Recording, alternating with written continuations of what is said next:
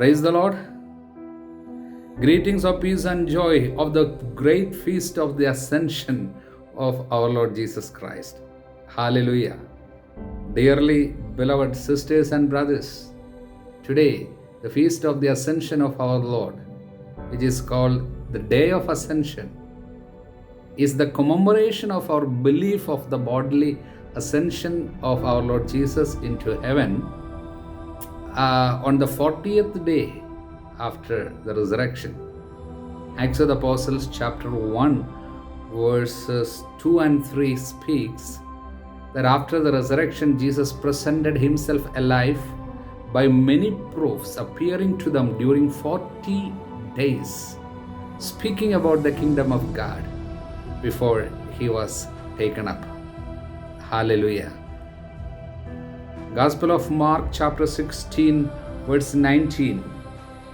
Then Lord Jesus, after he had spoken to them, was taken up into heaven and sat down at the right hand of God. Hallelujah. Luke chapter 24 verse 51. While he blessed them, he parted from them and was carried up into heaven. Praise the Lord. This mystery we celebrate today. Hallelujah. And I have 3 messages for you on this great day of the ascension. The first message is Colossians chapter 3 verse 1 and 2. It's a beautiful message. It's like this.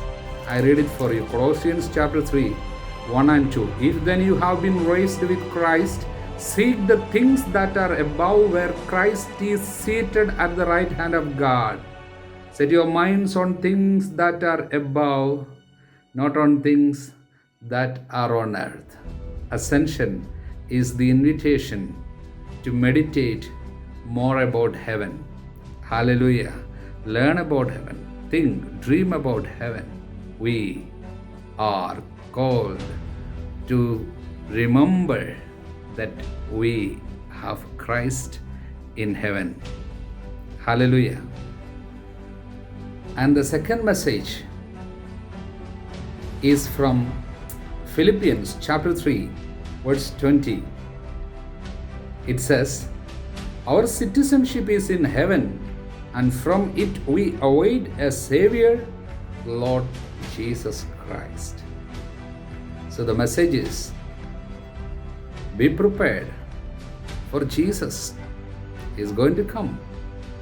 Word of God very clearly says, don't be so much concerned about this world. It's temporary. Permanent thing is there. Remember Jesus, he said, I will go prepare room for you, and I will come and I will take you. And Word of God says, John 12:26, where I am, there shall my servants be also. Hallelujah. And Acts of the Apostles chapter 1 witnesses to this fact. Acts of the Apostles chapter 1 verse 10 and 11. While they were gazing into heaven as he went, behold, 2 men stood by them in white robes and said, Men of Galilee, why do you stand looking into heaven? This Jesus who was taken up from you into heaven will come in the same way as you saw him go into heaven. Hallelujah. So the second message is clear. Preparedness. Be prepared for the Lord. We do not know how many days are left for this particular thing, that is the coming of Jesus Christ. Hallelujah. Then comes the third message, the last message. That is from Luke chapter 24, verse 52. Once Jesus was carried into heaven, I was taken up to heaven. Now what happens? 52. And they worshipped him and returned to Jerusalem with great joy. Verse 53. And were continually in the temple blessing God, praising God. Hallelujah. So the third message, ascension imparts the grace of intense prayer. Hallelujah. Yeah, this is the beginning of the original and the first novena in the church.